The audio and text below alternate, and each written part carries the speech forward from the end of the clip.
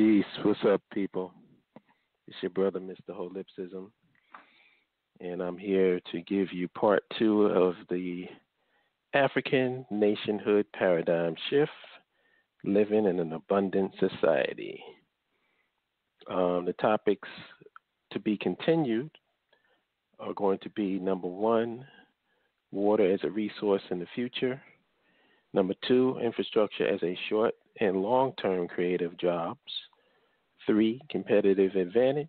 And 4, capitalism as a model within a new technological paradigm. And joining me tonight is two hosts.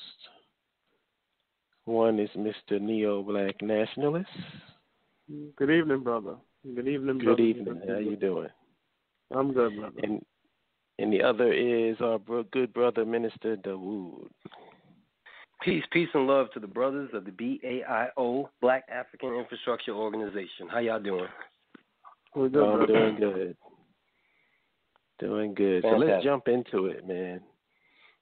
I know we were getting ready to get into this last week, and then, we ended it, but water as a resource in the future. Now, I know, Minister, you wanted to touch on that, so I'll let you go run with the ball first. Okay, so water as a resource in the future. Well, first of all, I have listened, and this is something that lends itself to teachers from the conscious community, because we are finding out now that there are a lot of people on this planet that do not have clean water, including in America. Now, when we say that, the first thing people would say was, well, we mean Flint or we mean Washington, D.C., because of all of the, the poisoning with the lead. Come to find out, now I unapologetically mess with, study, and give much homage to a brother named Minister Inky. And I listened to some of his videos, and one of the things that he was saying was that people don't really realize how the lead got into the water. And what he was saying is that a higher increase in the dosage of fluoride in the water causes lead pipes, from age-old infrastructure to begin to flake and leak lead into the water stream. So it's not that people was necessarily pumping lead into your water, but they were increasing another damaging chemical, being fluoride, into the water, and this caused the lead to come off the pipes and come into the water stream. I found that interesting. I'm like, man, so they're trying to poison you through another way, and this way that you end up getting poisoned is is a more efficient way, being the lead, because the lead is a slow, it's a slow killer. But what ends up happening is when you get lead in your system, there's brain receptors that can't tell the difference between the normal metals that your body is supposed to absorb and the lead itself. And so therefore, it goes to your brain, it's just a whole process. And so therefore, I look at all of that. And again, this is some of the information that I got from studying this good brother.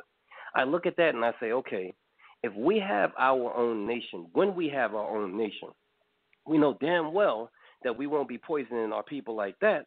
But at the same time, I'm pretty sure Neo will take the ball and begin to get into ways in which technology has made it so that we can properly purify water. Because in this country for so many years, purifying water basically meant dumping more chemicals into it. And you're ingesting that. I'm ingesting that. We're ingesting it. And we're bathing in it. So even if you're not really drinking water, if you think you're drinking spring water, you're bathing in poisoned water. So that means that even though you're not drinking it, it's still being absorbed by your skin and thereby going into your bloodstream. We want to be able to have a nation in which we could have good, clean water and properly purified water. And we believe, and I know from listening to many different people and just knowing myself, that in the future, even highly developed countries will not have clean water. And so people ask us, well, Afrikan and the country and the nation of Africa as a whole, with individual provinces, what would be your gross domestic product? What would be the thing that you export? Well, quite frankly, if we get our stuff together and our technology is at a high level, we can offer water as a resource. And I see a day in which water, not only to drink, will be one of the most precious commodities on the planet Earth, but water to bathe in and use for any anything that it's used for will probably be in high demand. We need to position ourselves today to be the guys, the nation that would offer that. That is certain. I agree with you 100%, Minister Darwood. I also want to speak more to that. With respect to cleaning water via fluoridization, this started a while ago. There are numerous studies out that show the relationship between fluoride levels in water and a population's brain capacity, a population's ability to learn, control over a population. It was shown that in the Nazi concentration camps, what they would do is increase the fluoridization level of the water to keep the prisoners in check. Right. Yeah. So there's so many elements to this. With respect to solutions, how could you have a water system that basically, where you have a water treatment system that is not induce chemicals? Well, there's several ways you can do it. You can use a really high heat water treatment system. Basically, if you flash boil or flash steam water, because what's wonderful about water is that it doesn't change its composition in the presence of really high heat and process of cooling. That's why it's a great medium of heat transfer. If you were to say transfer water, clean water by boiling it to a high level and separating it from its from its impure parts, you will still have a facility that produces highly clean water. Another thing is the transportation of water. You mentioned lead pipes. Now, the reason lead pipes were originally used was because lead doesn't tarnish and it lasts for a very long time. And what he mentioned before was the adding of chlorine in the water. We all know that chlorine is one of the fluorine to the water. Fluorine is one of the most reactive chemicals in the periodic table. So naturally it's going to react to that lead and, of course, cause it to break down and get into the water. If you had pure water, pure clean water, and you had a lead pipe system, you'd be fine. You wouldn't have lead poisoning because water doesn't react with lead. But if you have something that would react with lead, over time you'll have that buildup. So the question is, what is the system? And that's not to say lead is fine. I wouldn't even use lead pipes even if we had a clean water system or a distilled water system that transferred water to our population. A great alternative is copper pipes. Copper is relatively stable with respect to other chemicals. Another one is granite. You can also, when it comes to chemical engineering, you can also engineer some heavy-duty plastics that can transfer water. You don't necessarily have to have metal pipes. There's certain clays that can transfer water. But, of course, we're dealing with clay pipes. You're going to have a taste that comes with it. So you're not going to want your water to taste earthy. The main concern is with respect to nation building and water. And water is the most fundamental aspect of a nation. You can have all the electricity you want. You can have all the power you want, but if people don't have, water to drink, and water is essential for human life, you can only live like 3 days without water. And the treatment of water, then your society is eventually going to fail. So that's something I really hope to get into today, which is respect to using abundant energy sources with respect to cleaning water, desalinating water, producing water, and more importantly, treating water, because the water of your sewer system has to go somewhere and be treated, and the sedimentary parts of sewage, basically with the waste left over, that includes, your bodily, the biological waste, and of course the non-biological waste, which includes the toilet paper, things of that sort, has to be separated and treated. And that's something that needs to be really discussed. One of the things I want to say why chemical treatment is so popular is because it's really effective, and it can be done in a relatively small facility. You would only take like a little bit of fluorine to kill pretty much all the bacteria within the water. The problem is the fluorine kills you as well. So it's a matter of making these systems better systems, more efficient, and employing them over a wider variety. Before I turn back to you, we also mentioned that a lot of European nations, get this, do not permit the fluoridization of water. And a lot of people say that they would have, bad teeth and all this other stuff, but it becomes the exact opposite. Like in Germany, they don't fluoride water, ironically, when they were the first to do it, but they don't do it today because of these ill health effects. It's only in nations like the United States where this stuff goes on. What do you know about the desalination technology? Well, there's several desalination technologies you can use. Basically, when we say desalinate, that means you're separating salt from water. There's two processes. You can use a flash boil process, basically, where you boil the water, and where basically as it cools, you separate the salt part, which is called a brine, basically, which is water consisting of more salt and in your fresher water, and you can do this process over and over until you get a more concentrated brine and more fresher water. Another thing is a reverse osmosis filter, which basically you use high pressure. You apply high pressure salt water through basically a ceramic filter, which pretty much filters out the salt content. Problem is you need a lot of pressure for it, and you need a really powerful pump. So I'm more of a fan of, let's say, the flash boil system, when that you don't have to have those high pressures. Not only that, but boiling salt water is something that's been around for millions of years, actually. We all know that when, let's say, when hurricane seasons come by, that comes from basically when the sun pretty much heats the ocean up and pretty much water evaporates into the air, and when it rains down, you're not getting salt water in your pail. You get fresh water. So it's based on those principles. That's just two of them. There are maybe many other ways to desalinate water. They have even for a geothermal desalination facility. What I've been talking about, geothermal is one of my passions, something I'm very passionate about. Basically, we use the heat from the earth to create a flash desalination system. So desalination is very important, when I say, because let's not forget, 70% of the earth's surface consists of water. Problem is, it's not fresh water, it's salt water. So you're going to have to separate that salt from the water in some ways to make something happen. I know in the Middle East, whether it be Dubai and Israel, they are pretty much the world's leaders in desalination technology, such to the extent where they make deserts bloom, and they are more water secure than nations that have clean, so-called freshwater springs running through them. So this goes to underscore the importance of the development of this technology and applying it. Because I know that I'm very interested in that, and I'm interested in atmospheric water generation as well. Well, atmospheric water generation, that's very interesting as well. But atmospheric water generation, basically, if I'm not wrong, and you can correct me on this if you want to hold up. Basically, with atmospheric water generation, I would think that is a form of terraforming, wherein you apply a heat source to a body of water. Basically, and as that body of water boils and steams up, you basically release more vapor into the atmosphere.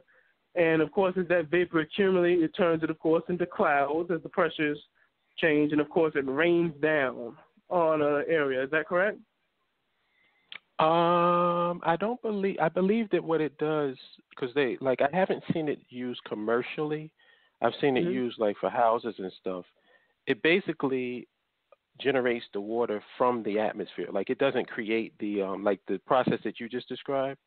Oh, okay. It doesn't. Now I understand. Now I understand. Yeah. I think you posted a video on this. It was basically where it attaches to a bike, and it basically takes the moisture out of the atmosphere, condenses it, and you have water to drink. Exactly. Okay. And I understand what you mean. Basically, what you have to do, and it works best in a very humid environment. If you're in a desert, it's not going to work very well. Why? Because the deserts have little to no atmospheric moisture in it. Let's say, but if you're in a rainforest, that works extraordinarily well. Because you have 100% humidity all day. Well, basically, you get this process. Basically, you can actually do this at home. Basically, take a bottle, freeze it, put the ice, make sure the bottle turns, ice in the bottle, and on a humid day, put the bottle on a plate and just leave it out. Well, basically, when a bottle sweats, basically what happens is it condenses the moist air around it, and it falls to and that's how you capture the water. You notice that the bottles only sweat on humid, hot days as opposed to sweating on dry winter days. If you take a cold bottle of water out on a winter day, you'll basically get this little film on it, as opposed to having the bottle sweating the way it does. So what you're describing an atmospheric generation, what you're doing is basically condensing water and capturing it. And this is done in cooling towers, in big buildings. This is also done basically to keep basically keep an area, sort of remove the humidity from the air.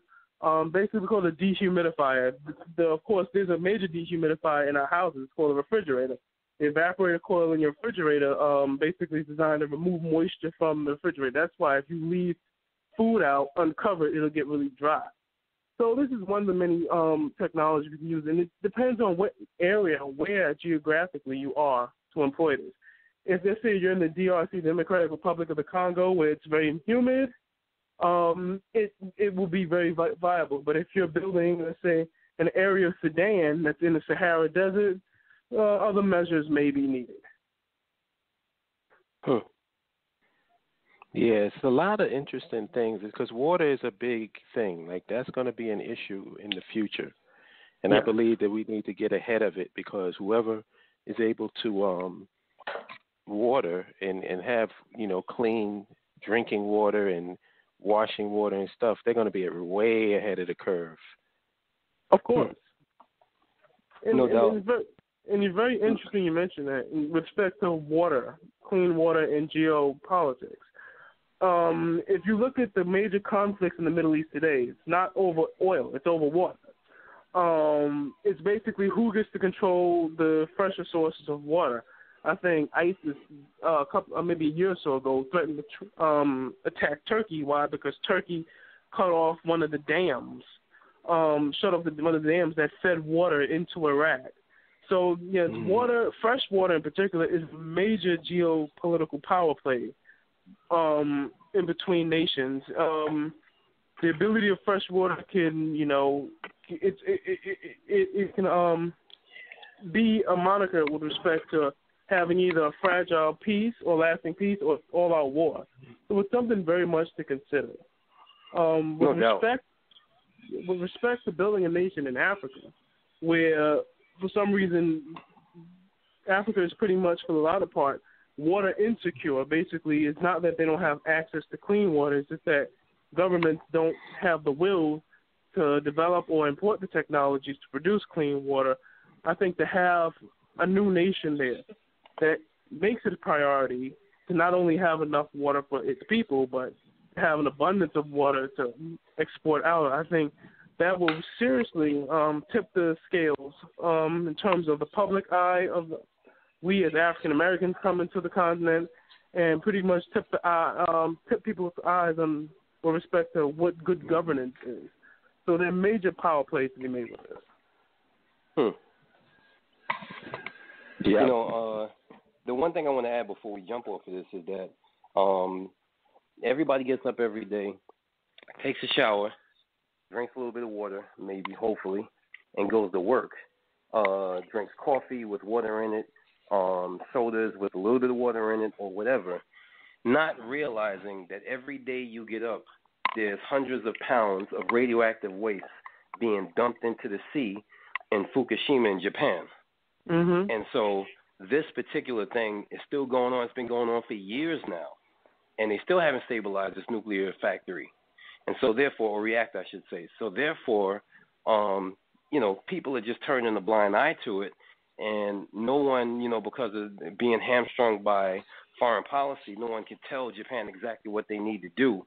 So therefore, these are things that are happening today that we're going to reap, terrible rewards from in the future. And so when people think we're getting on BAI radio and we're just talking conspiracy, we don't know what we're talking about, this water thing is not as serious as we think.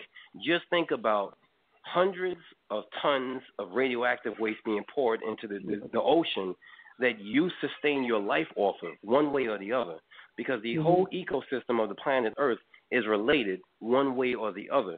It's not a situation where, like in the hood, you'll see somebody go through something and you say, well, that's that person or that's that family. Everything in the ecosystem is connected to, it's all connected parts pretty much. We're living on a living world. So if we're living on a living world and one part of the world is having cancerous, poisonous, radioactive waste being dumped into it, eventually it's going to affect the entire world. And this is one of the reasons why we have to talk about this. And this has to be, one of the things that definitely have to be at the forefront of any nation-building conversation, which is clean water. Of course. And I'm actually happy you mentioned that, even though it may not be a topic of discussion. When I don't know, a while ago, I discussed the idea of aquaponics and fish farms. And I get into this a lot with a lot of people where they say, well, wild-caught fish are the most safe to eat, this, that, and the other. Well, that's not the case anymore. When you mentioned with Fukushima, and I think, and I'm going to put up a link on the BIO's Facebook page with respect to actually how this has spread through the Pacific Ocean, with respect to the amount of radiological damage. The United States has for some time has banned seafood products from Japan because of this. Around that area, this is only the second level 7 nuclear disaster that ever hit the planet. The first one being Chernobyl, which is the worst one. Fukushima was slightly not as bad as Chernobyl, but it is bad. To have a level 7 nuclear disaster, that means you have to pretty much evacuate the area around the plant, things of that sort. Was why I discussed nuclear power on the continent, given its, vast uranium resources, only to be used for either research purposes or by the military. I don't believe that nuclear power should be used for the generation of power. Basically, when you build a nuclear reactor, it's pretty much a water boiler. That's it. There are much better ways to boil water than a nuclear reactor. And this technology has shown that. Now, getting back to what I said about fish farming, that is absolutely important. Not only the process of removing harmful sediments from water, but when you fish farm, you create an environment within land that is not affected by the global the global ecological ecosystem, and you pretty much have a safe supply of fish and food sources for the people. Now, a lot of people say that, well, we shouldn't eat farmed fish or tilapia, this nonsense. No, right now, farmed fish is probably the safest fish you can eat because with the way the oceans are being polluted, and that's going to get me wrong, the oceans have natural ways of dissolving this pollution, but it's going to take, in geological years, long before it's safe for us. So we have to explore, now more than ever, technologies with respect to having a safe, not only water supply, but food supply, air supply for people. And I was saying, things get out of control with respect to certain technologies when certain technologies are not respected or things are not planned for. So these are certain things that we have to think about as a people relative to our relationships, what we believe is with nature, relative with our relationships as pertains to health and food. These are very serious things to consider. Rather or not, we will have a sort of a seafood industry that's pretty much based out of the sea. So these things have to be taken into account.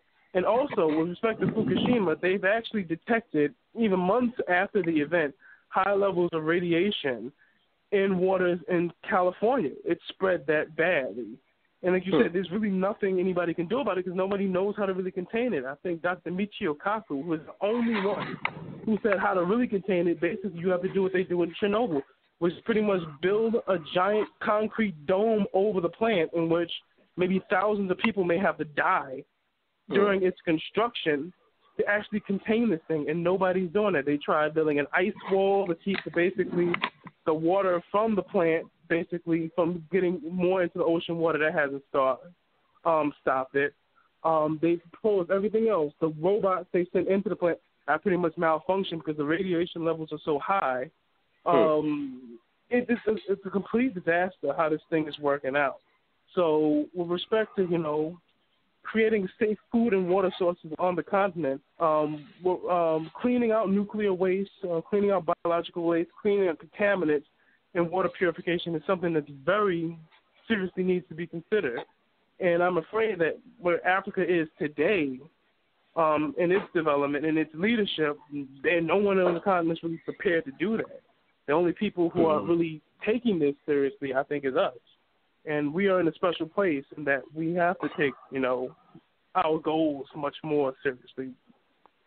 No doubt. Yeah, I just want to interrupt you for a second because we we going by fast. We just got on the first segment. Know, and right? It's like 9:30. But I want to bring in a caller area code 815. What's your name? Where you calling from? Hey, brother, it's Michael Amani. How are you doing? Hey, good. How you doing? We've been trying to get you to call for a long time.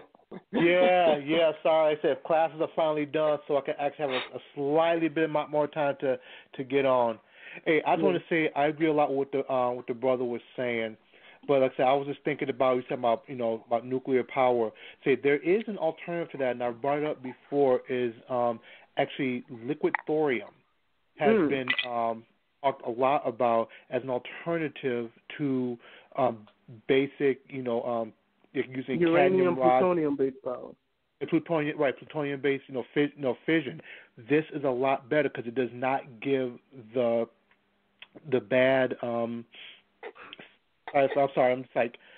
I'm kind of tired from stuff I've been doing. But it's not going to basically give off any of the plutonium or strontium that's always produced or nuclear reaction. It doesn't have any of that, but it will still function the same way.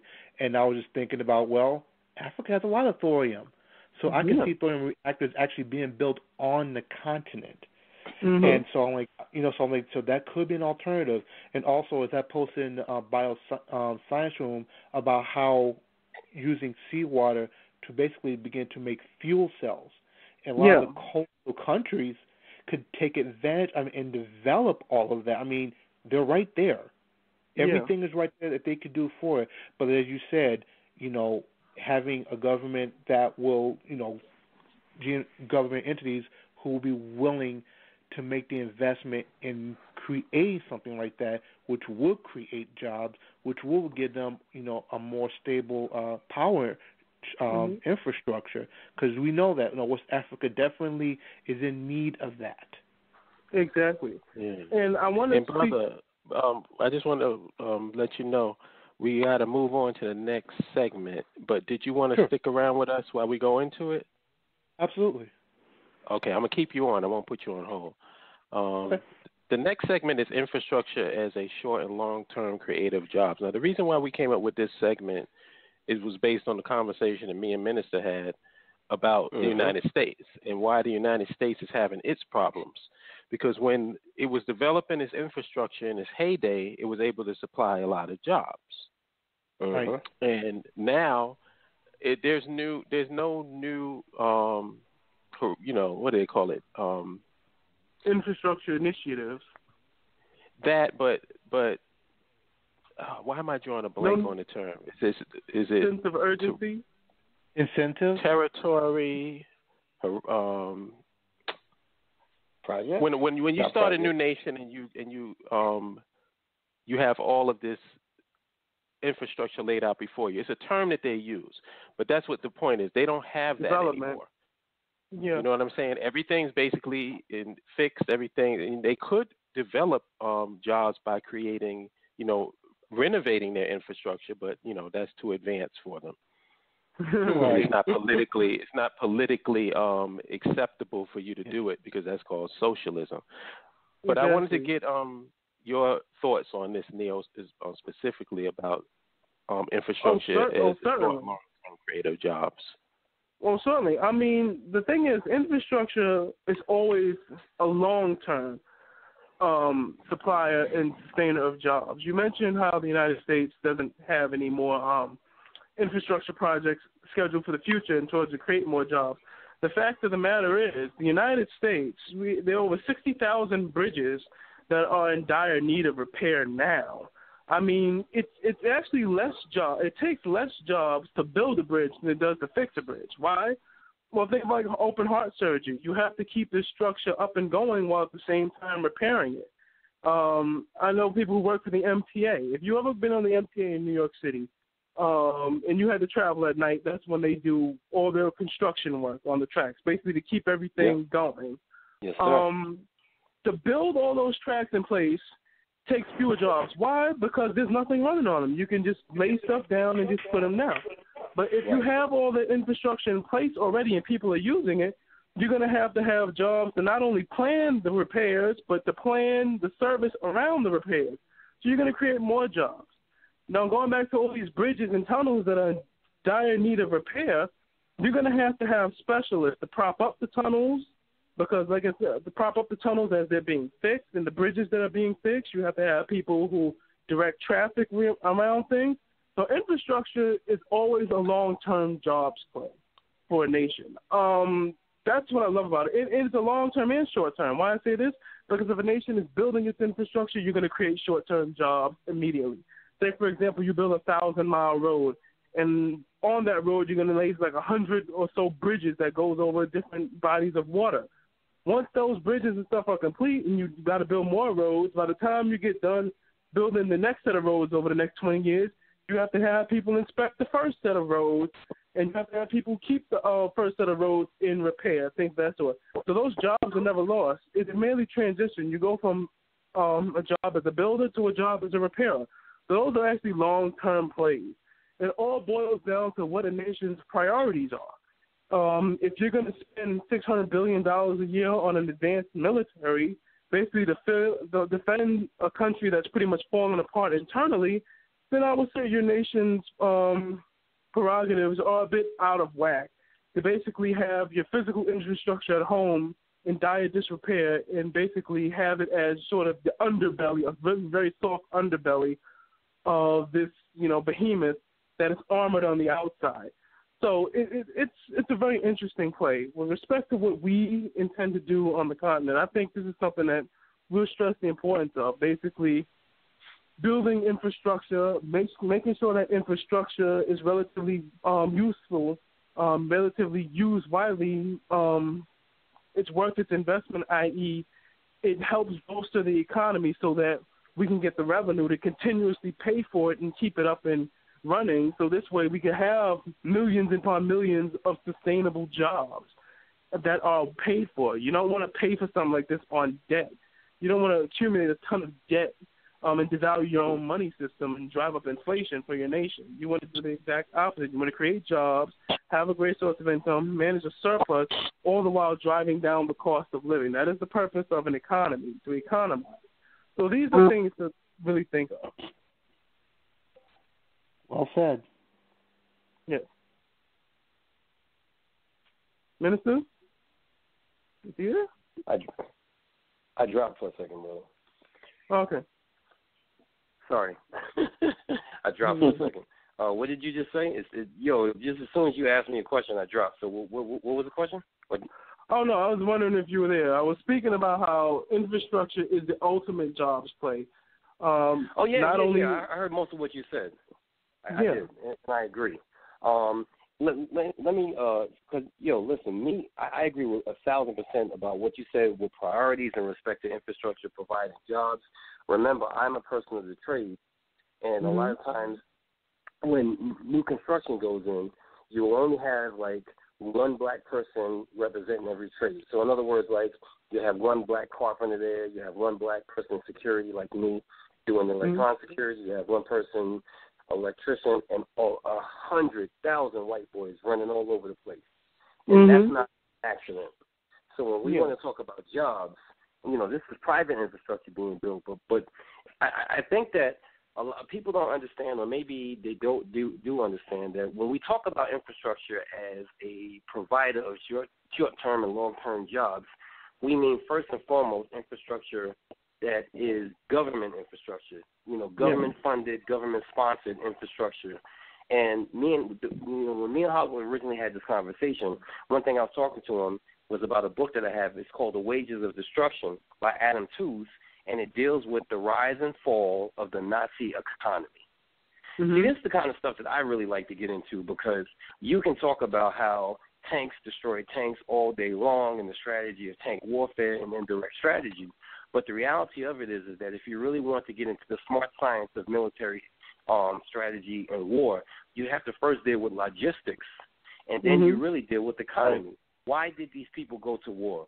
What was their What was their motive? What did they think to gain? Was it just that they wanted to be on the battlefield and hurl missiles at each other and see who won? No, the reality of it is war really is the same thing as football. It's about the possession of territory by belligerent means. And so, therefore, Hitler rose to power. Most people don't really study how Hitler rose to power. But becoming chancellor what's it called? Hitler, upon becoming chancellor of Germany, Hitler promised the peasants that he would, because remember, when Hitler rose to power in Germany, he rose to power on huge levels of unemployment and economic depression. Yeah. And so what he did was he promised the Germans that he would, he had like a 4-year economic plan, which sounds very familiar, doesn't it? But either way, he had a 4-year economic plan, and this plan, a lot of it originally promised them high-end jobs, but really what it did was Hitler used the peasants to build Germany's infrastructure. And I thought that was very, very interesting, because what happens is that the people went to work, but they went to work with a nationalist mentality. They went to work saying to themselves that we're going to rebuild Germany and make Germany, like, this dude Trump talks about making America great again. But his making America great again has nothing to do with putting people to work, has nothing to do with giving people a greater quality of life. It has everything to do with cosmetic BS that has to do with race politics. If he was really serious about it, Hillary or even Bernie Sanders was serious about it, then they would really get down and say, listen, we're going to fix up a lot of different things around America, revamp infrastructure in all of the ghettos. Think about it this way, brothers. We hear of the BIO. Most of us are successful, but we come from very humble backgrounds. We would not be able to be talking the stuff that we're talking if the United States government was investing in the ghetto's infrastructure, revamping it, giving a job to the very people who lived in the in the ghetto to revamp it and give them a better quality of life. We wouldn't even be able to talk this stuff. We wouldn't. Nobody would listen to us. Absolutely. Because they would all be saying, yo, you and the BIO, y'all are full of crap, because the government has given my family jobs, and we got brand new pipes, we got brand new power coming in, internet, stuff like that. But instead, what ends up happening is that infrastructure in America is sold to private companies. Private companies pick and choose who they're going to hire, and the people stay rich, and the poor stay poorer. So we have to look at infrastructure in the short term in African as we talk about it. Number one, I think that what would give dignity to men and women is, my dad always used to say this. I know I'm being long-winded and I'm going to shut up. My dad used to always say this. He says, son, you want work, but you want work with dignity. What better level of dignity would you have if your work was first and foremost high-end infrastructure work, but second of all, it went to the building of your own nation for people who look like you and had your best interests in mind? So I think that when we talk about infrastructure as a provider of short-term and long-term jobs, I think that is very important, and I'm with it 1,000%. But Hollip has a theory about infrastructure as far as, the short term of it and what we have to move on to, and I think that we should hear it because it was very fascinating to me. Well, I hope I can remember it. I'm listening to y'all, brothers. But what I was saying is, oh, that's Dev? Yeah, what up? What's up, Dev? Peace, brother. What's going on, family? Peace, fam. What's going on? Everything is you good. Want to add something, brother? How are you? No, I want you to go ahead. Go ahead. Yeah, I was saying that actually I agree with Neo that there's a way for you, like infrastructure should be long-term. And I think in newly developed societies, it's taken on a different shape than it did in ancient, in older societies where once you built it, that was basically it. Like now, you basically factor upgrades into the foundation of whatever your infrastructure is. Exactly. Right. Indeed. Indeed. So the game is kind of changed in that regard. Right. And also you got to think about, let's say again, sorry to interrupt, but it's like the taking advantage taking advantage of technology and developing our own. Because again, like you said, back in the day, people might have had, metal saws, but we might have had, some type of instrument to cut down wood to do that. Now we got devices that can build an entire office building in 17 days. Yep. The 3D printed office building in Dubai. Exactly. That's why I post up there today. That's what we're looking at. So if you actually have that type of technology, like I said, with prices, like I said, if you can, they did it for $140,000. That's an office building. Imagine what that would, how much lower a house would be using that technology. How much cheaper creating housing would be. So basically, you would have a rapidly developing infrastructure if you utilize that technology. So like I said, we have to get the curve, of the curve on that. If not, like I said, we can't do it like we did it 400 or 500 years ago. That's not going to work because everybody else is going to be saying, get that giant 3D printer out there, bam, this is office buildings. They said by 2030 they want to have at least 25% of office buildings being built by that giant 3D printer. So like I said, exactly. So what is the question? So to start investing infrastructure, investing in education to have people develop these very things for us interests. Yes, and I'm so happy that Brother mentioned that. I'm going to let you get to the point, Brother Minister.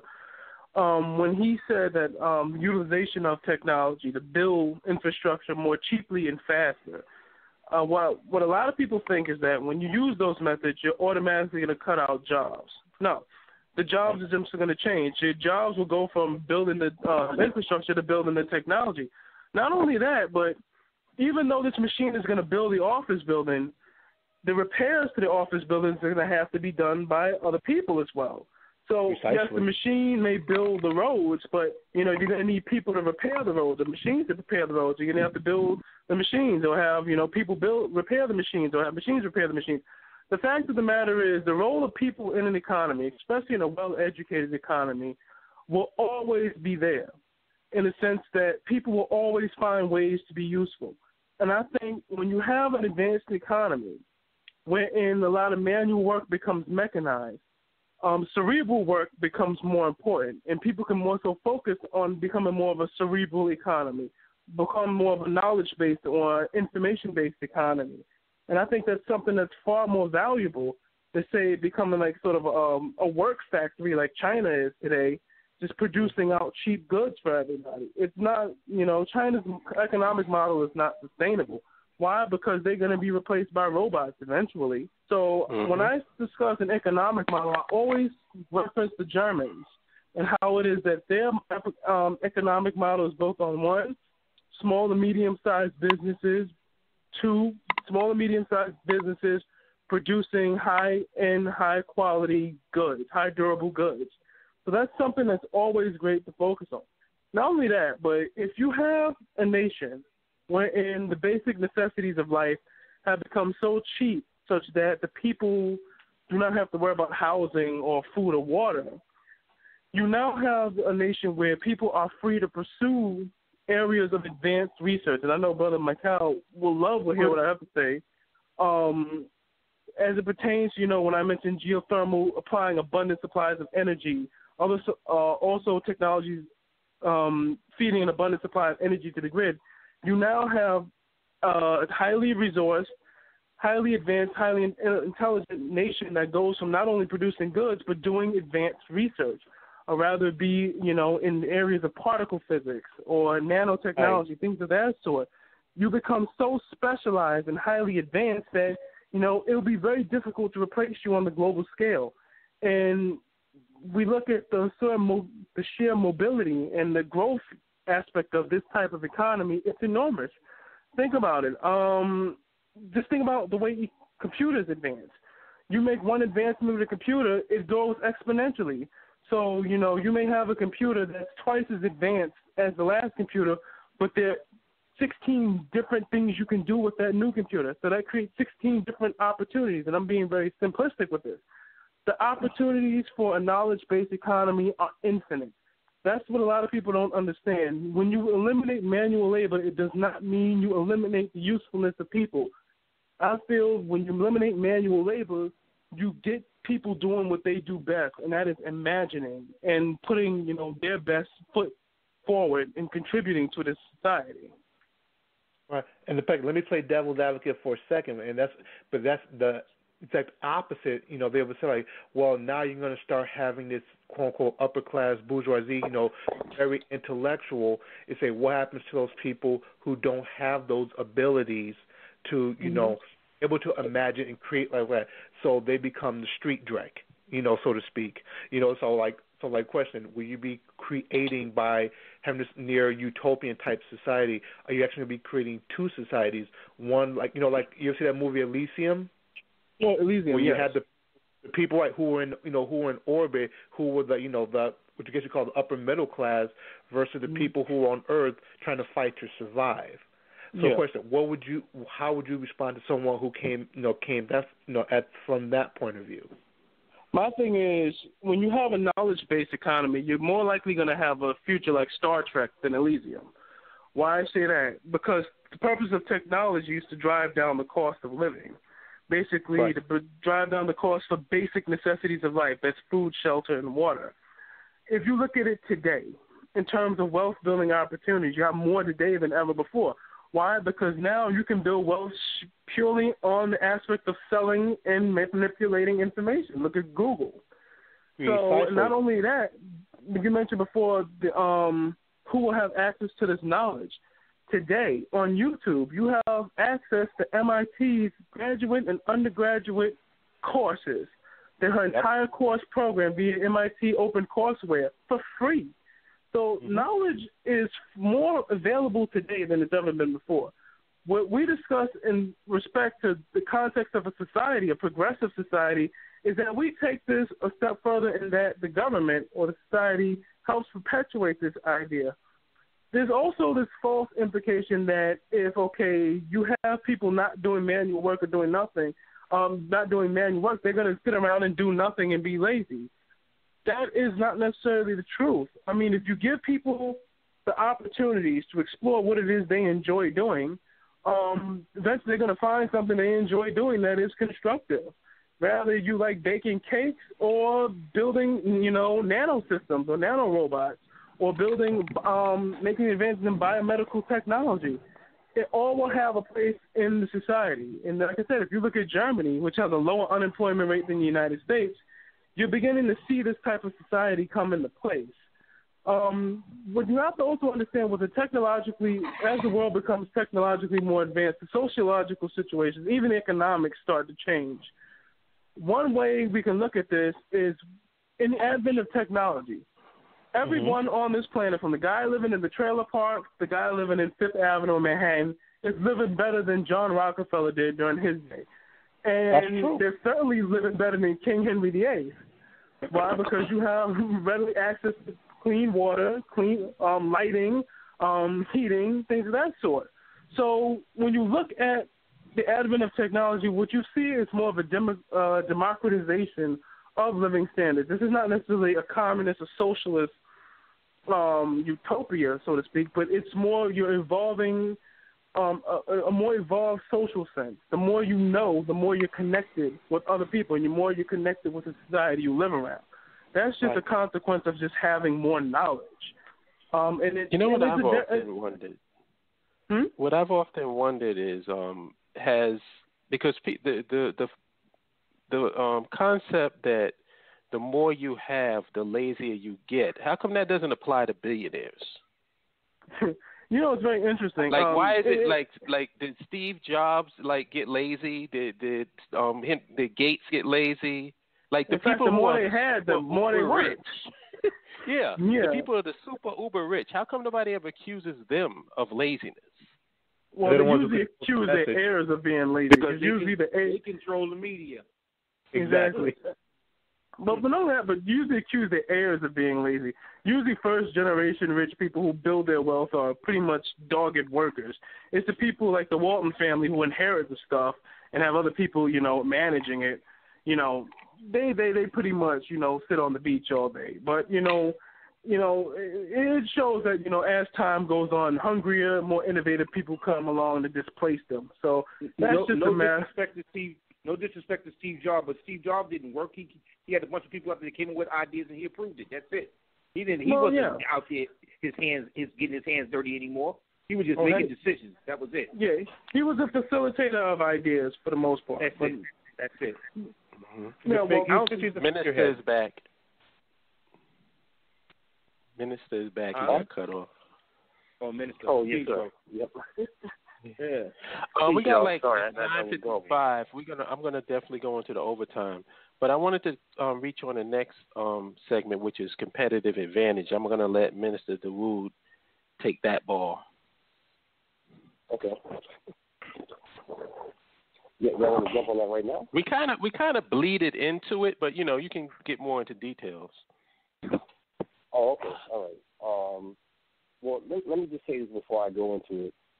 I'm not sure why Brother Pianki is saying what he's saying in the chat room about us saying that all equipment that China's producing is inferior. I don't think anybody said that. I'm not sure anybody even said nothing about China. But I couldn't hear you, Minister. Your phone is kind of muffled. Yeah, who made that? Bad. Nobody said that. I couldn't hear you. His phone was muffled. Your phone's kind of muffled, Minister. Oh, my bad, my brother. What I'm saying is that Pianki said in the chat room that we're saying that all equipment from China is inferior, and he says that's not true. I don't remember anybody saying the damn thing. I don't remember about seeing China. that. I don't remember seeing that. I don't hear anybody saying that. Yeah, so I don't know where he's coming from with that. Competitive advantage. Let me read this to y'all real quick. This is from that book. Now, Holliday recommended for me to read it a long time ago, and I have it on Scribd, and it's a fascinating book. It's huge, though. So, you got to be patient with it. But this, I think, really lends itself to the conversation we have. This is chapter 7. It says, the pattern of success and failure in its economy will shed light on the fundamental determinants of productivity in the nation because it bears on the capacity of a nation's industry to compete in sophisticated industries and segments. National economic prosperity depends not only on the pattern at any point in time, however, but even more so on the capacity of a nation's industry to upgrade itself over time. Upgrading an economy is the result of broadening and upgrading the competitive advantage of national firms. The attainment of wider and more sophisticated competitive advantages in established industries, which leads to rising productivity and the ability to compete successfully in more sophisticated new segments and entirely new industries. Upgrading in this way drives productivity growth while maintaining full employment. Failure to upgrade, in contrast, results in slow productivity growth in established industries and the loss of competitive position in some high productivity fields without enough others to replace them. Inevitably, this leads to pressure on wages and faltering per capita income growth. Now, that is a huge level of, advanced words, and it sounds like it's like huge economic speak, but I'm pretty sure we're all intelligent enough to distill it to the point where what it's basically saying is that it's just like most of the industries in America that we're complaining is being shipped overseas to China and India and other places like that. There, Pianki, you happy? I think I said China. So anyway, I think that we today are lamenting at the fact that these jobs and industries are being shipped overseas, but the fact of the matter remains is that those industries America failed to upgrade in. If we are to build a nation that's a modern technological nation in Afrikan, the one thing we always have to focus on is upgrading these industries. Because people, again, and we had these conversations, I had this conversation with many BIO members, and we all agree. There are some people in the nation-building community who think that building your own nation in Africa is America 2.0. You will do the same thing over there that you do over here. You have the same regulations, rules, and stuff like that. It's just black people running it. But I would disagree and argue that if you try to do that, then eventually you're going to get the same result, which is everybody's going to eventually be out of work because we're going to get laxed by other nations. So therefore, we have to constantly be thinking about how to upgrade our industry. And my industry doing security, the rage right now is what's called IP access, IP cameras, IP bird, and fire. But eventually what happens is that people are looking at faster transmission of information because every device that reports a burglary or an intrusion has some way of communication. However, most of the most of the devices are using outdated technology. Even wireless technology is kind of outdated. So the faster, more reliable technology now is fiber optics. However, it's become quote unquote too expensive. If we could make fiber optics cost effective, and if we could make it affordable to almost everybody, then that in and of itself would upgrade that industry and make Afrikan the leaders of transmission technology and IT, as well as security and anything else that needs some kind of transmission of data and information. So this is one of the things I'm just throwing out there. But basically, I'm just throwing out the idea, how could we, in our nation, upgrade competitive advantage through, like, upgrading certain industries? What is your thoughts on that? Okay. Well, actually, go ahead, brother. Go ahead. Okay. Well, one of the ideas, not even fiber optics, but one of the things we can seriously base an industry or a specialty on is biomedical engineering. No real nations are really putting up a forefront or sort of putting up a desire to be the best biomedical engineers in the world. And that's going to be one of the biggest industries in the world, if it's not already one of the biggest industries in the world in the coming future with respect to healthcare concerns, health industries, and this comes in terms of building better prosthesis, better equipment for medical imaging, making it cheaper, making higher quality. Right now, the Germans, I say, once again, goes back to them, are the top leaders in this field. So you don't necessarily have to sort of go into industries that are already beaten down. Of course, you're going to need the automotive industry, but I would say an automotive industry that reflects your nation. Well, you can sell cars. If you have, like what I was talking about before several times ago, an infrastructure that where energy is generated via, tidal or geothermal sources, an abundant amount of energy, you can have sort of an electric car infrastructure, or electric bus or train infrastructure, where only you can manufacture stuff for your economy. So your economy, manufacturing sector becomes insulated in that one. Why I go biomedical is because that's something you can export quite well, especially to rich countries and poor countries as well. With respect to fiber optics, that's another thing. Neil, can I interrupt you and ask you a question real quick? Yes. It's an interesting question along the line of what you're saying, and forgive me, my brother, because I do want to hear what you have to say about fiber optics without a doubt. Germany. You keep mentioning Germany. Yes. And Germany is mentioned in competitive advantage a lot. Why is it you keep mentioning how they're ahead of the game? What is it about Germany that makes them ahead of the game? And remember, their country was ransacked after World War II, and they have come back. Japan's country was ransacked after World War II, and they come back. What is it about these countries that puts them at the top of the competitive business field? What is it about these people? Well, the German thing is that the Germans view their economies a bit differently. The Germans, first of all, have a high sense of civic responsibility. That's one. And two, the Germans mainly focus their economy on building high durable goods and advanced goods, basically MRI machines. If you look at Siemens Corporation, it's a multinational conglomerate that builds everything from biomedical equipment to high-speed trains. The Germans basically said, what we're going to do is we're going to build stuff really, really well so that it doesn't break and that no one else can duplicate it. And it's something that's worked for them for very long. And not only that, but they said, we're going to have tax policies and regulations in place such that no company or conglomerate can get so big that they could just fire all the people at the time. Not only that, but they have better worker protection rights. So Germany has incorporated a lot of things. They have, and the civic culture is very ingrained in the corporate culture or the economic culture. There was somebody was doing an interview with a German billionaire, and I think it was an American guy, either from Fox News or whatever, and he said, well, why would you want to pay taxes? He said, because I don't want to be a rich man living in a poor country. So this is how Germans think with respect to this. This is why I reference them so often. Germans are also leaders in, in advanced physics research, things of that sort. We'll say the Germans and the Swiss, because the CERN particle collider is actually in Switzerland. But, you know, Germans are also great, and I want to stress this, at bringing advancements from the laboratory, basically discoveries from the laboratory and gearing it up into the production line. So they're great industrial engineers as well. Yeah. That is why I keep mentioning them. The Japanese, brother? The Japanese have fallen off.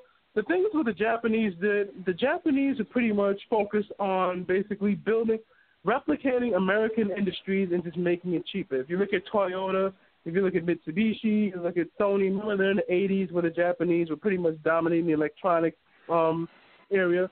They weren't sort of inventors or creators of technology or advancers of technology. What they basically did was find something that the Americans and Europeans did and made it cheaper. That's basically China's model now. The problem is Japan accumulated a lot of debt when doing this. They didn't really specialize their economy.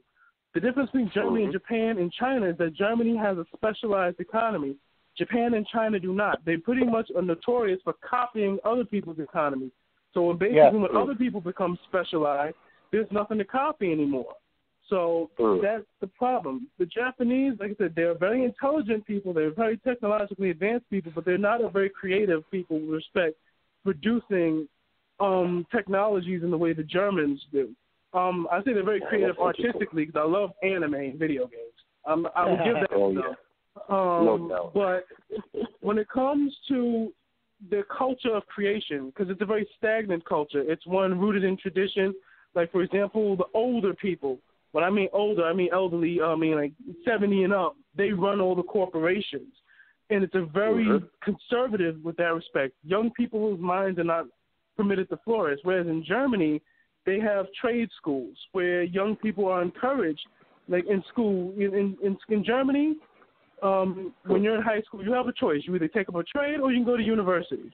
In Japan, when you're in your high school, you have to pretty much do this rigorous cram school kind of exam kind of thing where you either get into a university or you spend rest of your life is extremely poor and down and out. So there's major differences between those two nations and their economies.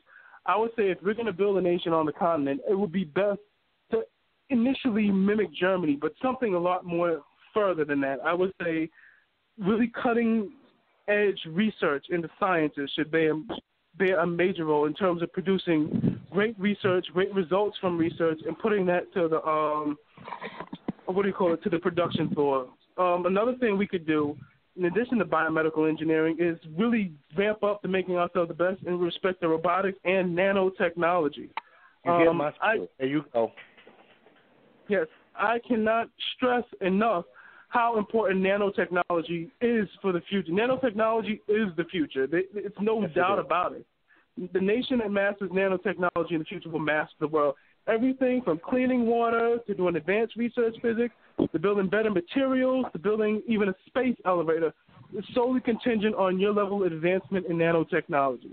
And that is something you have to master. And I say having a really strong power infrastructure that generates tons of power to power these research facilities, it's a great foot to start off in respect to having an economy that does this. Right. And actually, and I mean, to piggyback, you hit exactly on the head, because nanotechnology is what I just finished my classes in, get my certificate in, is nanotechnology. Yeah. That is exactly what we need to be focused on. And I wanted to piggyback on what Minister was saying. We talked about information technology. We want, faster, more secure information. And I was going to add what you were saying, besides fiber optics, is nanophotonics. Yes. Basically, being able to use that instead of having wires, and transistors that are flipping on and off, obviously creating heat and everything, so there's a limit to what they can do. You use nanophotonic crystals. You can compress information in a photon. Yes. And they're going. So your information is basically traveling at the speed of light. I got one better. What about telecommunications technology based on quantum entanglement principles? You got my next point. That was my next point. Yes, quantum computers, quantum entanglement. But explain that to the audience. explain quantum entanglement in layman's terms for the audience so they know what we're talking about. Because it's quite easy for two nerds like us to really get excited about this. But, explain the principle of quantum entanglement for them and what it really means. Okay. Basically, what is the – okay, let me try to break it down. What happens is that when two particles, photons, when they interact with each other, what tends to happen is that when you observe one thing, the other responds in kind. And basically, in other words, they seem to, particles over a distance seem to influence each other, even though they are at a distance that it's basically a regular signal should not be able to reach them. There should be a delay, but there is no delay. Yes. And so they basically seem to be influencing each other over very long distances. That is basically quantum entanglement. Imagine them being stuck together with a very long string that has absolutely no delay from one point to another. That's exactly what quantum entanglement is. Exactly, and it seems to violate relativity with respect to speed of light, but yet it doesn't. What my brother is saying, basically, if you had a means and basically tracking, say, the spin of an elementary particle. Elementary particles have what is called spin. So basically, if, like, say, a photon can have a half a spin, a three-quarter spin, or whatever. If you represented a half a spin as a 0, and you represented, say, a three-quarters of a spin as a 1, well, basically you can have digital technology that can communicate with itself anywhere in the universe instantaneously. Right. That's what we're basically talking about. So basically, rather you have like a submarine under the ocean or, a space shuttle in the air, you would be able to communicate one another. Why? Because you're not sending a signal, so to speak, to each of those devices. So it's something very interesting. And when I say that it's very important to have a strong university culture, basically a strong culture or infrastructure that supports this kind of research, supports building the types of universities that advance us in this research, you'll have a nation that can produce these devices. Not only that, but with respect to the security field that Minister Dawood is in, if you have, let's say, a security system based in quantum mechanics, there's something called Heisenberg's uncertainty principle that basically says by observing a quantum system, it changes. So unless you have the sort of the key or to, let's say, what do you call it, the crypt, it's called crypt. Say if you encrypt a message into a quantum system and only you have the key, that means if someone else tries to observe that system, it will change and they won't be able to do it.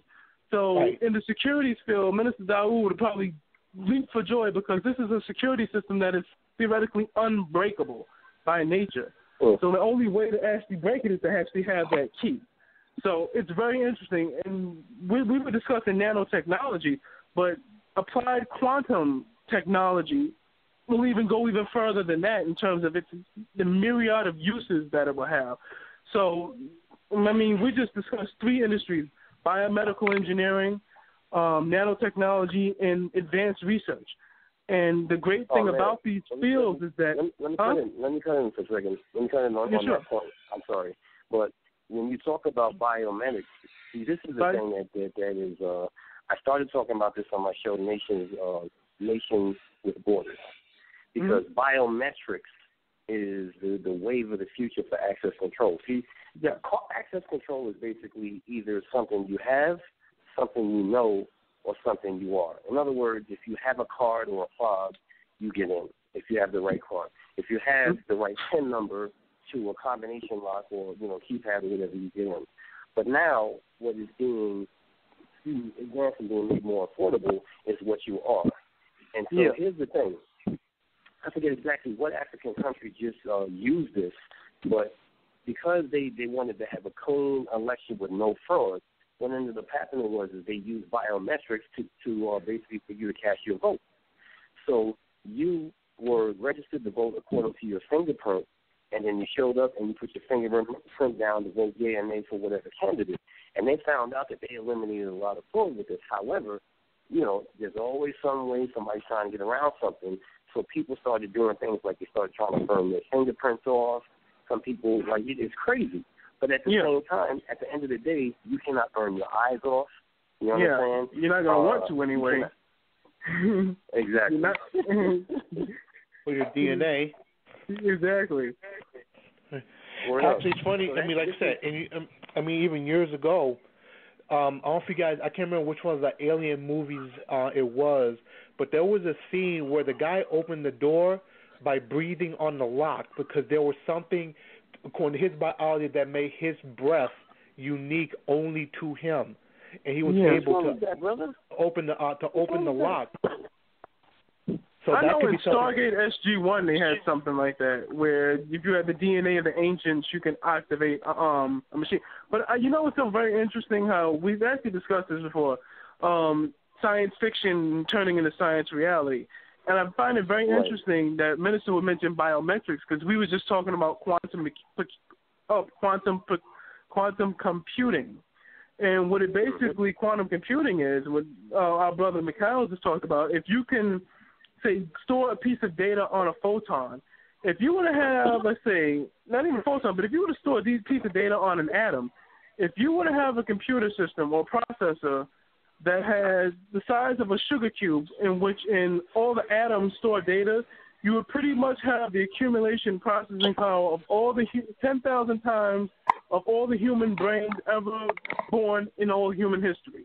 That's how powerful this technology is. And why that's important is because if you have a computer that's small with that amount of processing power, then you can have a computer that can easily sift through DNA and compare it to a record that will really enable you to personalize security for whatever system you're using. So now you don't even have to, go to the bank with a card. You just put your thumbprint on something, and you're there. And it makes security for the whole society even better, because basically if you are looking for somebody who committed a crime, it makes it far easier to find them, that you can't really hide anywhere. So when I say, when we talk about building an information-based economy, building a knowledge-based economy, these are just, what we're talking about is just merely a scratch of the iceberg, scratch of the mountain of what is possible. Like, to actually build this economy, the people, our grandchildren who are actually living in this economy, will be talking about things that will seem alien to us, what we are.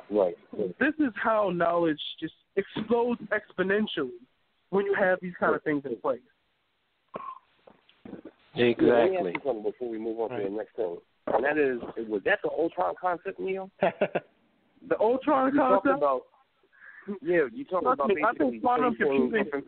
That's an AI, quantum AI. Yeah, I think quantum computing, what we're talking about, what Mikhail's talking about with respect to storing data on photons, because, a photon is an elementary particle, and an elementary particle is way smaller than an atom. If you're going to store data on photons, a computer like this will make Ultron look like a MacBook Pro or something like that. I mean, but what I'm saying is that I'm not saying that the concept that you guys were discussing was the exact same thing. But what I'm saying is that Ultron, I think, is a micro. It's basically a micro view of that particular concept, because this is what they were fighting for, and what exact gem was being used in order to make. You know what I'm saying? Like, what gem did Division use when they were trying to create Ultron? Mind gem, right? I'm trying to remember. Was it the light gem? Yeah, mind gem. Okay. And gem was one of the gems for the Infinity Gauntlet. Yeah, this is what I'm trying to tell you. Like, so if that was the mind gem, I'm saying that the concept you guys are discussing is not very far off from the Ultron concept. Yeah, so when we talk so about science fiction become a reality, I think that you hitting the nail on the head. We need to do that show. Yeah, of course. And I've always wanted, I've always wanted to have Mikhail on the show, because I want to do a show on what is called, quote unquote, fringe science. What does that mean? Basically, you're taking scientific concepts to the extreme. Basically, the things we're talking about today was unimaginable 20 years ago, even though the mathematics that explains it was invented 100 years ago.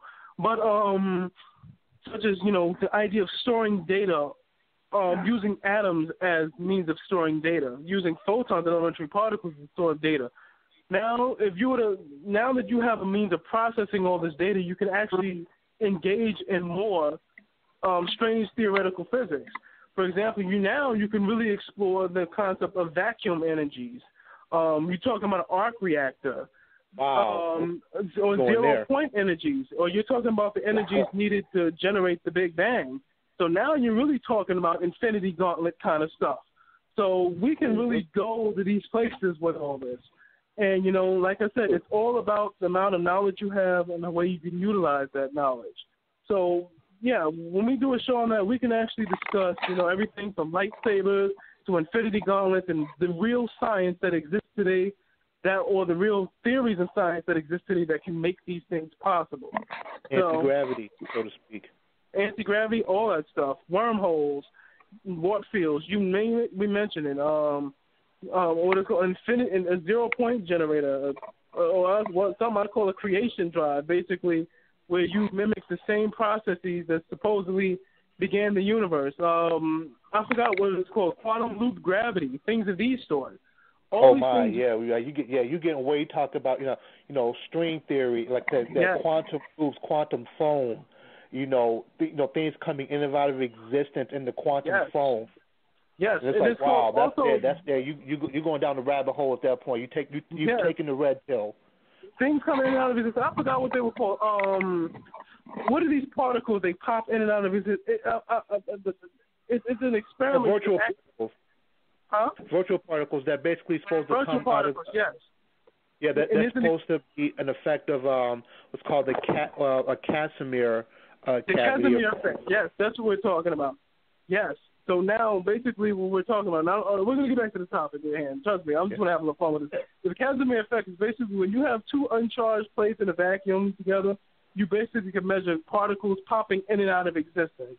And basically, this is like a premier to what is called zero-point energy, basically energy from a vacuum. Now, it's postulated if you had a zero-point generator the size of a teacup, you would be able to boil off all the world's oceans in a matter of seconds. That's how much power that this potential energy has. And there's actually a few researchers in 3 universities that are actually working on, proving that it exists or not. But this is something else. We'll get into this in a further show. But it sounds like a good show to me. Yeah. We can book that. But I want to close it out with the last segment, which is capitalism as a model within a new technological paradigm. Mm-hmm. And I mean, we can throw other systems in there as well, but just how we have to rethink how we do things based on the technological advances that are on the horizon. Well, if I could start off, I say capitalism is the best way to begin, in a sense that it takes the people who have, let's say, the entrepreneurial drive to really push this forward. I think capitalism will get us started, but if you really have the type of society that we're talking about, I would say capitalism will probably evolve or change. The nature of the economy will evolve and change as time goes on. I mean, capitalism is one of a few economic systems that were created in the 1700s to deal with the problem of scarcity. Now, once you solve the problem of scarcity, of course, new economic systems are going to pop into existence. They're going to have to deal with this new paradigm. So, with respect to capitalism, I say it will be there when it's first starting. I mean, we're going to engage in certain business ventures, raise funding for this to get this project off the ground. Rather it be Brother Thomas who does the options trading. I do forex trading.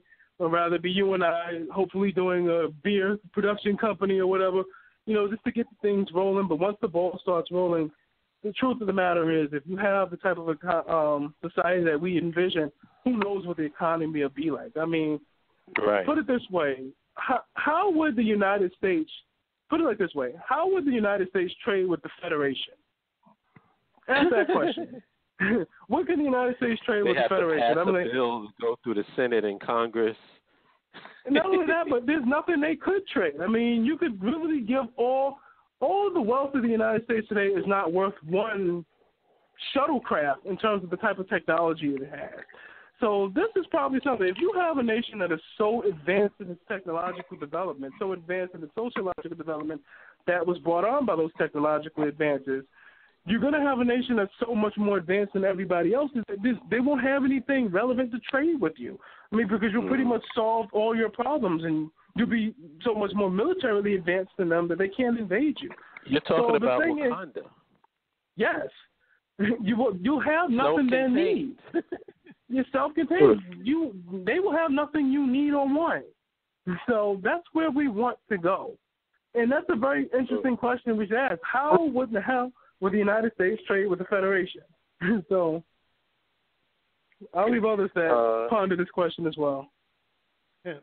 Okay, basically, so it's the same. It's analogous to Woodrow from Sanford and Son trying to trade with Bill Gates.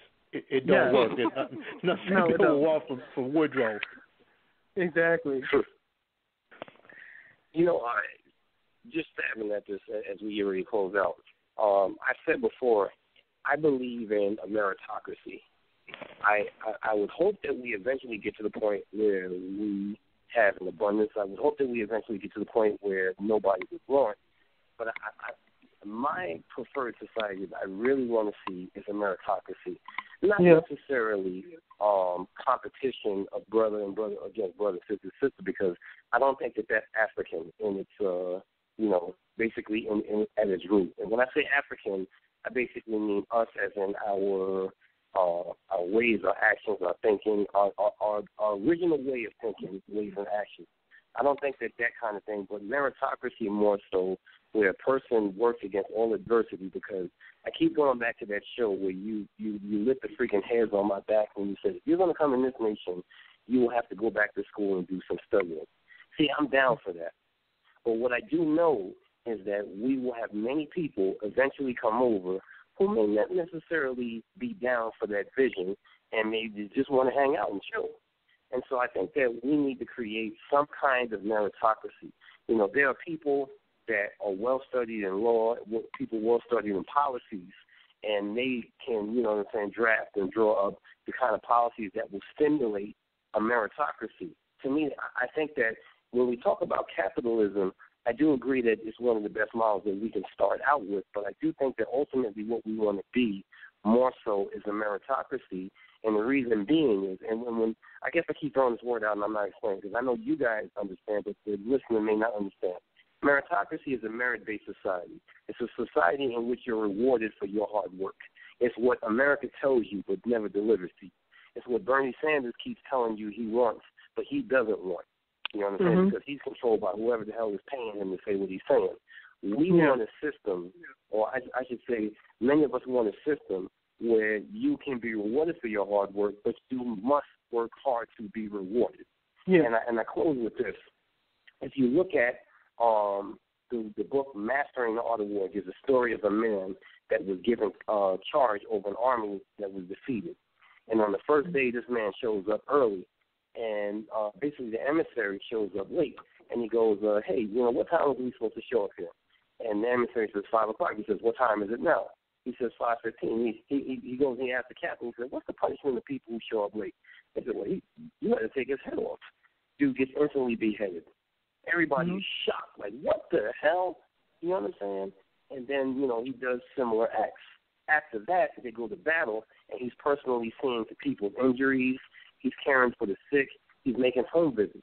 My point is that a society that's meritocratic is a society that thrives off of rewards and punishments. And there will have to be punishments, unfortunately, because everybody won't be right. But the thing about it is that we think we live in that here in America, and we don't, because the punishment and reward system is geared towards the ruling party, which is the white man of America. So I think that we really need to invest in a meritocratic society, and that way we will get to the point where we have abundance, because smart people will always rise to the top if they're given the resources and the ability to do so. And even if not, they're still going to find a way to rise to the top. And I think that needs to be rewarded. I agree. I mean, that makes actually a lot more sense than, the way we have, what we have it now. I mean, you earn your way It's not simply just something that's handed to you. And like you said, people will want to come and be like, I just want to chill on the beach and, do whatever. I'm like, okay, but understand, you do that, there are going to be certain services or goods that will not be available to you. Exactly. Mm-hmm. So it's like, so you say you really might want to rethink your position on that. Yeah. Am I wrong, Howard? No, I see it as meritocracy and a technocracy, actually, like a combination of those two. I don't think that it's going to be an issue with us having people that don't want to do anything. That I really don't see. Mm-hmm. Because it's not going to be certain. In order for things to really thrive and prosper, it has to have the fertile soil to do so, and we won't be provided that. You know what I'm saying? Yeah. Like in America, it provides. Like America subsidizes not working. Exactly. Yeah. So if you subsidize not working, people don't work. Right. Exactly. And I think why go and get a minimum wage job, right? And work that, and then try to go to school, you're actually hurting yourself. It's better if you don't get no job. Mm-hmm. Yeah, exactly. And then you get more money to go to school. Yeah. So they create the fertile soil for everything that's going on right now, and I don't see in our nation that even being a problem because we're not subsidizing people who don't work. No, so how would I think somebody come there and engage in that, and they'd be out of place. They'd be like a sore thumb. Exactly. Not only that, but I think the level of the energy that our nation will give off in terms of the society, the hospitality that we offer, will be something so far removed from the United States of what people who are leaving their nations are used to that they'll want to contribute. I mean, this is a place that will encourage you. Not just a meritocracy, but I say a better word, a passionocracy as well. Basically, to help you find what is it you're passionate about in life, and how to help you excel in it, assuming it is of constructive passion, of course, how to help you excel in it and ultimately contribute to the well-being of the society that help you achieve that. And, nations that specialize in doing that for their people are the ones that typically have the highest sense of satisfaction amongst its population. If you look at Norway, if you look at Sweden, go back to Germany, these type of nations. Even if you look at Singapore, which is an advanced nation, highly rich, but they rank very low in terms of the happiness index. Japan as well. So being a rich nation does not necessarily mean you'll have a happy nation. Does not necessarily mean to have a happy nation you want to be a poor happy nation, but you want to be a successful and wealthy happy nation. And that, in order to establish that, you have to have that balance between, work and play, so to speak. Basically, people in our nation should work doing things that they love to do. Basically, you should get up in the morning and be thrilled like ever to go to work. Like leaving work and school, leaving school should be the worst part of your day. Like I envision kids getting up 5 in the morning, racing to get to school, banging the doors down so the place could open up. This is the type of society you want to have. You want to have a society that makes people passionate about advancing the society without, having some crazy kind of North Korea kind of cult-like dictatorship. So the basic thing is to foster people's passions. And once you have an environment that encourages and fosters passions, an environment that's safe, where, the basic necessities of life are taken care of, the only thing you contribute is basically your uniqueness or whatever it is that makes you unique and have that unique thing you have to offer to the world, and people will basically be happy with that, and they'll really prosper us because we'll prosper them. So that's my view. I want to touch on something because this is something that we haven't talked about, and it goes in line with what you just got through saying. Don't dismiss the arts.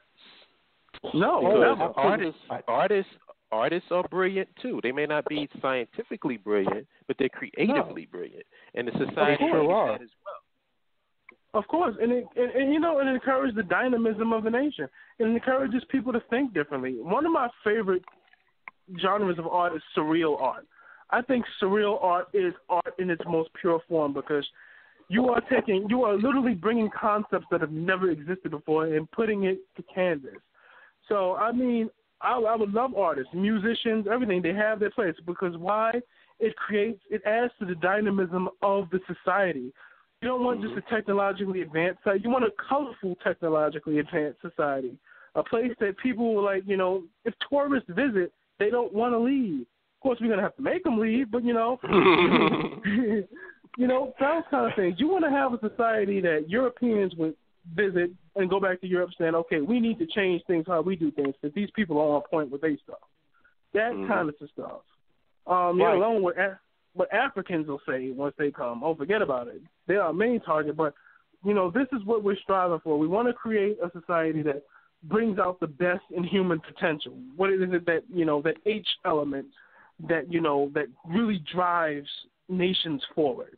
And that's what we want to tap into, that human potential, that limitless, thing, that limitless resource. So that's very important.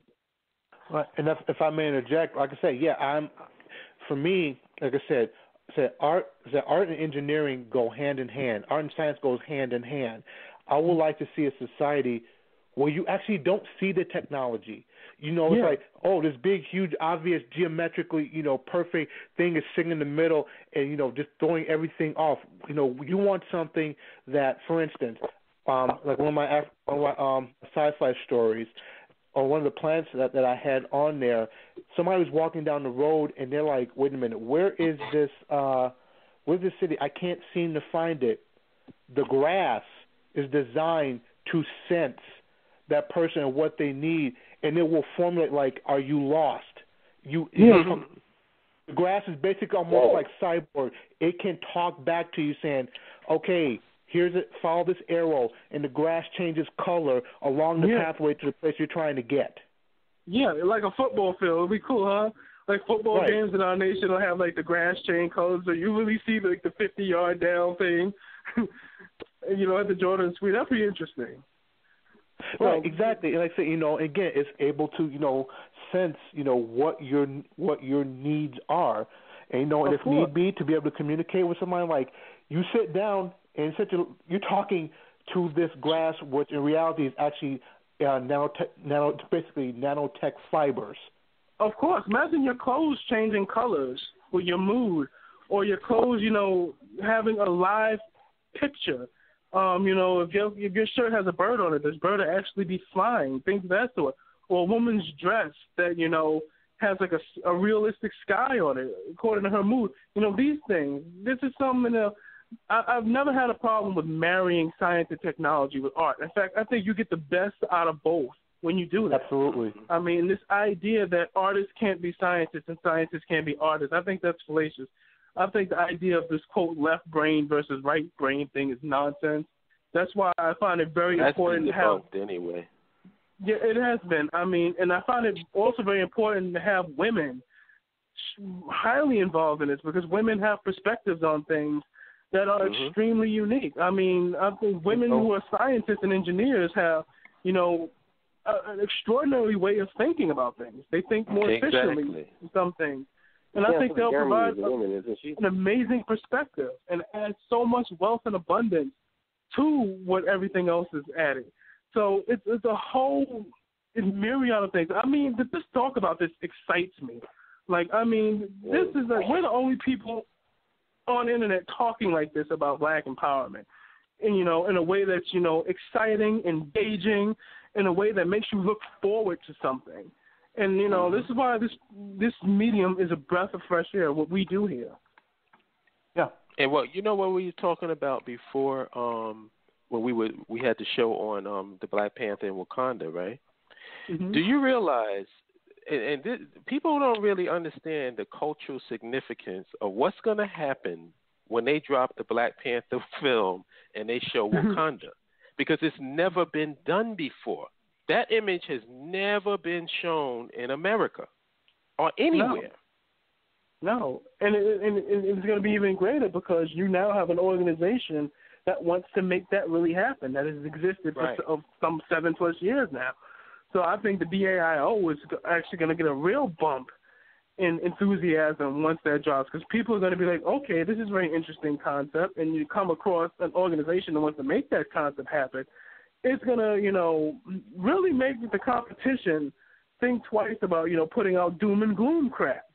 Because, there's no future in that. Like, who wants to follow somebody who doesn't believe there's a future or a future, let alone a bright one? So, I mean... Exactly. Like the perfect example is what you were saying with the women. It's like, you have it now that the well has been poisoned so much that now brothers has got a philosophy that they don't want nothing to do with the women. I'm like, what come on. He's like, you think that every woman is Boom Shika? Boom Shika, that crazy lady from that Beyond Black and White thing. I mean, that represents black women. I'm like, what type of place have you grown up in? Right. Exactly. My thing is this. I mean, people are now social media create their own little realities, and it's so crazy. It's so far removed from the greater reality that lives around it. The fact of the matter is, most black men and women who are involved in relationships, for the most part, have stable relationships. It's basically, they do everything that everybody else does. You come home, talk about the bills, make some popcorn, watch TV, and go to sleep. There you go. That's what it is. I mean, it's nothing, it's not this horrendous knockdown slobber knocker that's going on every night in every black home. It's just not there. Right. Actually, let me make a little prediction. Going back to what you said about the Black Panther movie. I have a little bit of prediction of what's going to happen. It actually goes back to what a lot of us probably saw. I don't know how old everybody is, but back in the day, you also remember that show, Different World, right? Mm-hmm. Okay. Hillman, which is a college that does not exist, every kid, when they saw all the things that was fun, wanted to go to Hillman. They wanted to look at, basically, you saw a rise in students wanting to go to college, especially a historically black university. You saw a rise in that when that show came out. I'm willing to bet that when people see, the fictional land of Wakanda and African people doing things that they have not seen before, you're probably going to see a lot more younger people saying, wait a minute, I want to do stuff like that. I want to go over there and do something like that. And they be like, even though, again, they say, no, there's no such place as Wakanda, but the fact is that you see African people building and having an advanced society that's not a reflection of European society at all, has its own unique flavor, but extremely advanced. Nothing, quote-unquote, primitive about it. They like to portray Africa as being. Yes. Exactly. Definitely. And they're going to tune into these broadcasts that we had 2 years before, and they're like, oh, my goodness, these guys are on the money. I keep saying that Black Panther movie is really going to drive a lot of people to our organization. I have no doubt about it. And it's going to get a lot of people. A picture is worth 1,000 words. And a motion picture is worth 1,000,000 words. Yep. Yep. Absolutely. Well, that's unfortunately, people are still going to be saying. Show that side of us. Yep. Right. Except people, unfortunately, still have those people going to be saying, well, Black Panther is a white created thing, and therefore it's really not valid for an African, Yeah, I've heard that nonsense. I'm like, whatever. It's like, you are missing the whole point. Exactly. First of all, those people got to understand how art works, number one. There's been, let's just look at you can take any Marvel character and how that character was initially created and how many ways it's been flipped and bounced, alternate universes, origin stories change, time manipulation. No character stays the same. Exactly. And I just want to add something else to that. I mean, Europeans invented the locomotive, but that didn't stop Japanese people or Asians from building trains of their own. So my thing is that, the people who want to do that just want to split hairs just to have an excuse of not to do something. I mean, it's just like, my thing is this, if it rained on a dry field once in a blue moon, I'll be grateful for the rain. I mean, rather or not they made the Black Panther movie or not would not stop us from doing what we're doing. Eventually, we would have got to the point where we would have made something similar to it. And that's not to mention, I mentioned this before, that other black artists out there who are putting out images of advanced black societies. I mean, in Wayne Riley's Hardwired comic book series, he does this. So it's it's not like we don't have that of our own. The thing is, with Marvel doing this to give it that boost, it's let's put it this way: if the universe throws us a big golden bone, I'm not going to be stupid enough to throw it back. Simple as that. Exactly. And you mean to tell me that you mean to tell me that seeing a technologically advanced African nation and a black superhero hurts our community? Well, I mean, that's true. I mean, it was created by the white man, but not only that, but it's directed by a black actor. Exactly. You got it's going to be 90% of the cast and the people that's behind it are black. Right. So basically, you're gonna get it from a black person's perspective. It's just like people was complaining about 12 Years a Slave, and I said, do you realize that a black man did that movie? Do you realize that? And also, how do you do a movie about slavery without having black people playing slaves? I want somebody to figure that. Tell me how you do that. Actually, I would love to see a movie where white people are playing slaves. But I'm talking about if you're going to do a historic movie about the transatlantic slave trade and Africans as slaves, how do you not put black people in it to play African slaves? We're going to use Oriental people. That's the silly. We're going to use the Chinese to play transatlantic slaves. I would actually love to see a movie where white people are playing the transatlantic slave trade. I would go see that. That would scare the hell out of them. We do got a movie. It's called White Man's Burden, Black Man's Grief. Oh yeah, it was with John Travolta. I remember that. That was a good movie. 95, 96, something like that. It was like John Travolta and Harry Belafonte were in it. Yep. Right. And they flipped everything upside down. The only thing I didn't like about that movie. The only thing I didn't like about that movie is that it assumed that black people would be the same as whites. Exactly. That's the only thing I had a problem with. And we get merciless. Can I throw my opinion on the whole? We shouldn't mess with Black Panther because he's created by a white person argument. Yeah. Listen, and it's going to sound similar to you, but I just have to say something because I've been seeing this and I'm like, what the hell? Like, listen, I didn't give a damn about church when I was younger. I mean, I didn't give a damn. And Rocky 3 came out, and Mr. T was in Rocky 3. And I was so impressed and loved Mr. T so much that I started getting every news article I could on him. I was living in Coney Island at that time, so I was reading the New York Post and the Daily News. And so in the Daily News, we talked about Mr. T and how he would be on tour, and in his tour bus, he would sit in his bus when he wasn't acting or making appearances and listen to Christian music. My black ass was at the church next Sunday. Yeah. So quite frankly, you know what I'm saying? And I was telling the story the other day because basically I started going to Sunday school and stuff, and then one day somebody had, somebody had brought up the incident about Lot and the people being destroyed by volcanoes, and he was like, basically he compared it to a nuclear war, and the teacher of the Sunday school was like, no.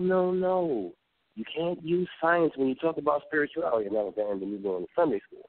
But the thing is that at least I went because I liked Mr. T. So my thing is, if you show a technologically advanced black nation ran by black people with a black king at the head of it, we have our issues with monarchy, but like you said, Howard, in the magazine or in the comic book, they're dealing with that issue. Either way, young people seeing that.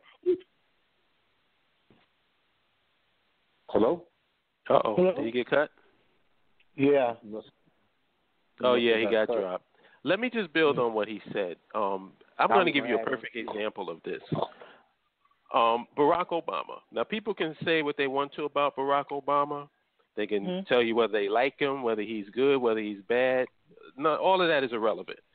Right now, Barack Obama will have been president for, 8 years? Mm-hmm. Yeah. There's a 7-year-old black kid that his entire existence, there's been a black president. Right. Yeah.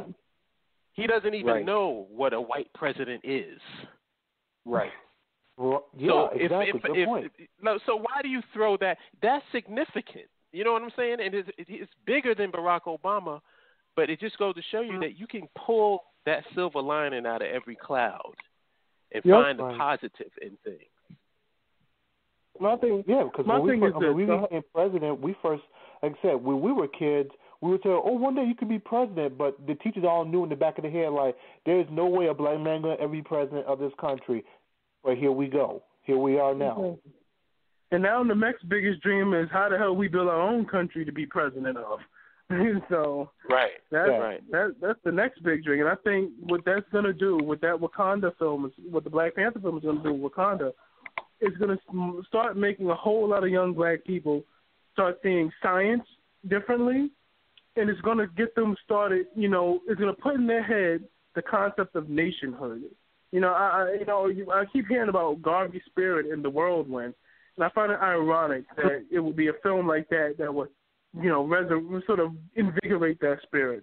And I'm just grateful that the BAIO existed was going to exist almost 10 years before that movie made, because now with that movie being made, I can't reiterate this enough, there's an organization they can go to wherein they could actually that have those goals of creating a scientifically advanced, African nation.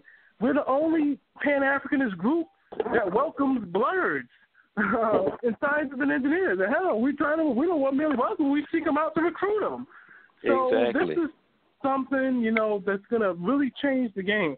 And I think with the ascension of the BAIO in the future based on this, a lot of other people are going to start changing their narratives. Once the doom and gloom stuff starts getting played out, once, endlessly commenting on the current situation, which everybody understands and everyone knows already, starts getting played out, people are going to start moving towards more, I would say a progressive mindset. So people are going to start becoming more solution-orientated. So I just think it's, I just think that's, great, and for the future for us.